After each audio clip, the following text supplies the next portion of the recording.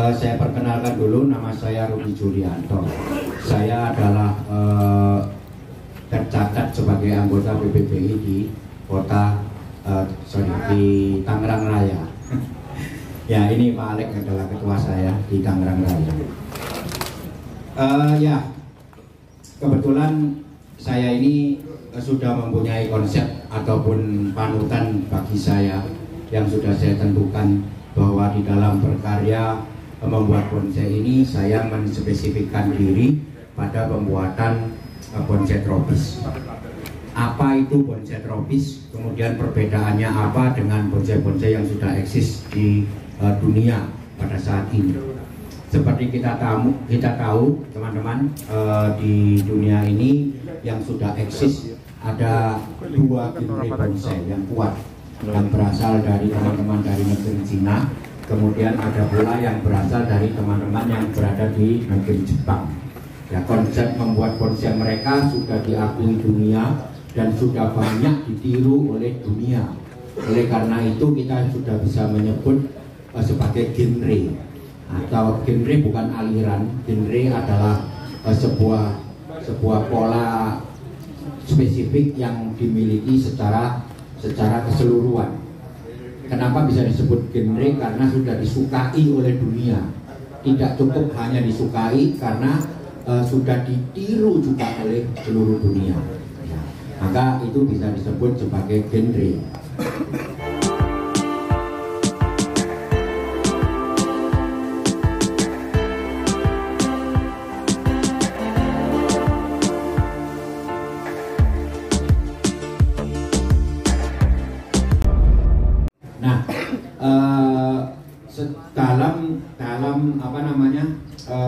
Histori saya belajar membuat bonsai atau menekuni hobi bonsai ini, saya berpikir bahwa saya harus mempelajari dulu apa yang sudah eksis pada perkembangan bonsai di dunia sekarang ini.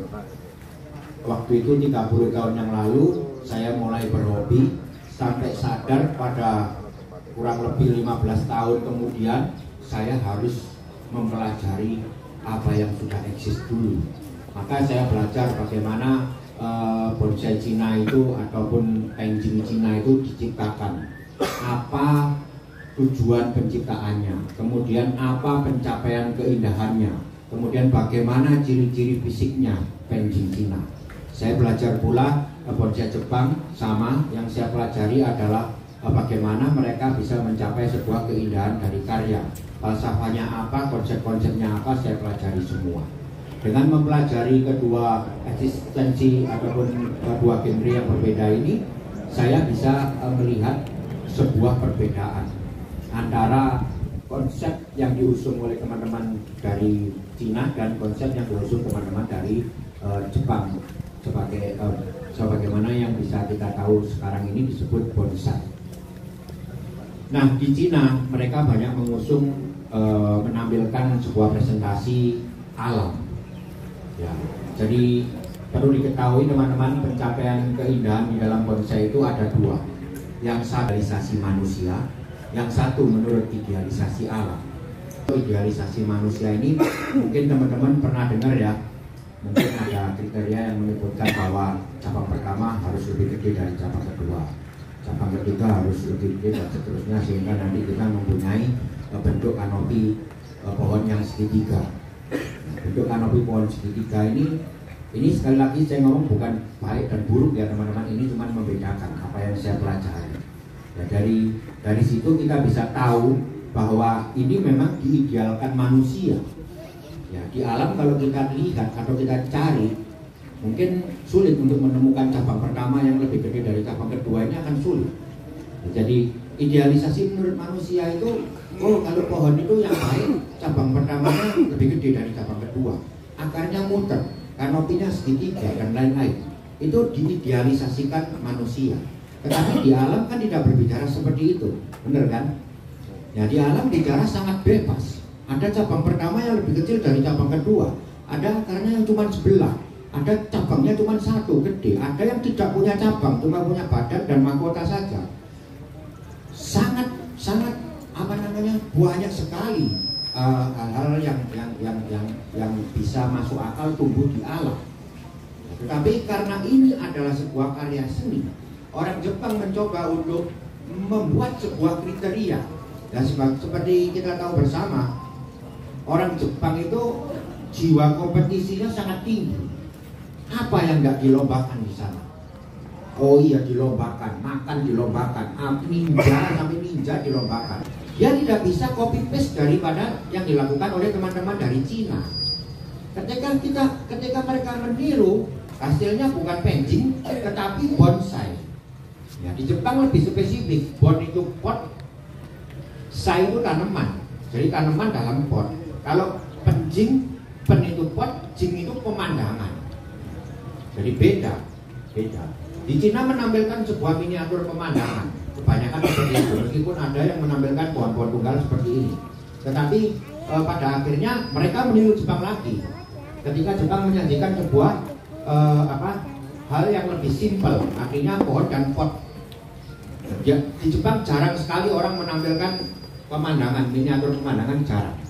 Mereka menampilkan pohon, lebih ke objektif, menampilkan pohon. Subjeknya sangat minim. Kalau di Cina subjeknya besar, banyak. Gunungnya bisa gede-gede, batunya gede-gede, pohonnya cuma kecil-kecil. Nah, ini subjeknya lebih kecil, lebih gede daripada objeknya. Nah, ya sekali lagi, ketika orang Jepang harus, jadi tidak bisa saya meniru orang Jepang membuat bonsai. Demikian juga tidak bisa saya meniru, bukan tidak mau, bukan tidak bisa dalam arti kemampuan. Bisa saya meniru mereka persis. Tetapi alam saya tidak bisa mengatakan demikian.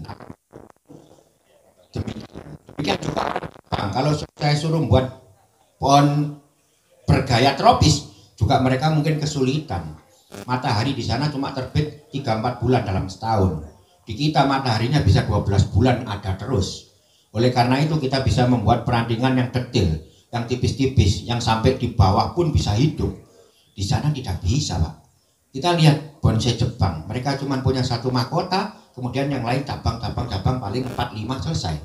Kalau di kita boleh lihat di lapangan, ada satu pohon yang ditampilkan dengan tajuk yang ratusan, banyak sekali, detail sekali.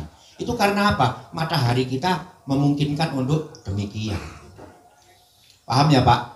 Jadi inilah dasar saya, kenapa saya memilih menspesifikkan diri untuk membuat bonsai tropis.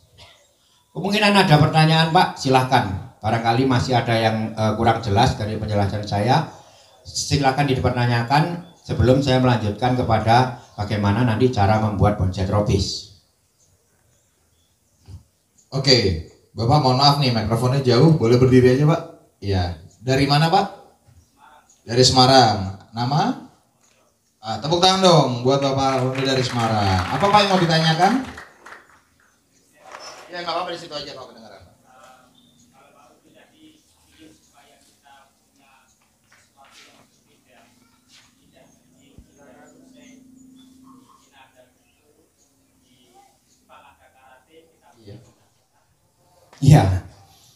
Ya itu jadi gini, Pak, sebuah genre itu akan muncul kalau disukai seperti tadi saya ngomong. Yang kedua harus ditiru. Kita kasih contoh aja genre musik ya, ada induknya itu kan musik klasik, ya kan. Kemudian terpecah-pecah menjadi ada yang rock and roll, ada yang blues, ada yang reggae, sampai pada akhirnya ada musik rap. Musik rap itu diciptakan oleh orang-orang kulit hitam di Amerika tahun 70-an. Kemudian mereka asik sekali mengembangkan musik rap di sana. Selama musik rap masih berkembang di Amerika sana, dia belum bisa disebut genre. Tetapi sekarang bapak-bapak boleh lihat, orang Jepang nge-rap, orang Cina nge-rap, orang Korea breakdance. Itu budaya hip hop itu sudah menular ke seluruh negeri, maka rap bisa dikatakan genre baru. Ya. Kemudian masalah penyebutan, kalau di Cina itu penjing, di Jepang bonsai, di Indonesia apa? Ya monggo, silahkan disebut, silahkan dijuluki, silahkan. Saya bukan orang yang harus mendeklarasikan sebutan ini. Ya. Saya mencoba untuk menawarkan pola pikir membuat bonsai tropis. Ini sudah berjalan kurang lebih 2013, 9 tahun saya men-sharingkan bagaimana cara membuat bonsai tropis. Tetapi apakah yang saya coba ini disukai oleh teman-teman? Apakah yang saya coba ini ditiru oleh teman-teman? Ya itu masih jauh sekali. Di Jepang itu sudah 500 tahun mereka berbonsai. Di Cina sudah 1000 tahun. Di kita masih 50 tahun. Bahkan kalau boleh dianalogikan, bayi ini masih embrio dalam kandungan, mungkin usianya masih sebulan. Ya. Nanti kalau sudah 9 bulan lahir baru dikasih nama. Oke. Ngaten nggih, Pak? Cukup ya, Pak. Oke, ada 2 penanya lagi nih, nih. Yuk, kita kasih 2 penanya sebelum kita mulai. 2 orang lagi, siapa yang mau bertanya boleh? Acungkan tangan, ada yang mau bertanya?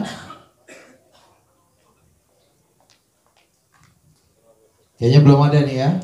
Belum ada yang mau nanya lagi. Pak Rudi? Yang manis 2, yang pahit tanpa gula.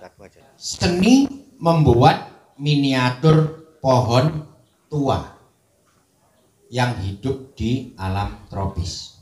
Definisi saya sudah sangat jelas. Ketika saya membuat atau berkarya, saya harus membuat pohon yang tua, ya kan? Saya nggak membuat miniatur pohon muda, ya kan? Kemudian pohon tua yang hidup di alam, ya maka apapun hasilnya ini harus mempresentasikan sebuah kehidupan yang hidup di alam. Bahkan mungkin pengaruh-pengaruh alam bisa saya masukkan dalam presentasi karya saya, seperti tertiup angin, itu kan presentasi pengaruh alam. Seperti kerusakan-kerusakan ini kan alam. Nah ini harus ditampilkan. Tidak sekedar mungkin ada keringan sedang aksen atau hiasan atau pemanis, tidak. Keringan harus saya tampilkan bahwa ada apa ini kok bisa kering. Terus setelah kering ini bagaimana perwujudan kehidupan setelah itu. Nah itu yang saya maksud presentasi pohon yang hidup di alam. Kemudian alam apa? Alam tropis. Saya tidak membuat bonsai yang atau miniatur pohon yang hidup di alam subtropis atau di sana di Jepang sana atau di Eropa sana. Karena saya pasti tahu bahwa pertumbuhan atau pola tumbuh pohon di alam tropis dengan pertumbuhan di pohon di alam subtropis pasti berbeda. Nah, saya tidak meniru kehidupan pohon yang di sana. Saya khusus meniru yang di alam tropis. Jelas, clear, tidak bisa melenceng dari itu. Kalau karya saya tidak mempresentasikan pohon itu yang saya definisikan tadi, ya berarti saya sedang membuat karya genre lain, misalkan gitu. Ya, seperti saya kasih contoh lagi, saya mau menggambar orang, jelas kan? Bukan anjing, bukan binatang, maaf. Betul. Kemudian orang tua,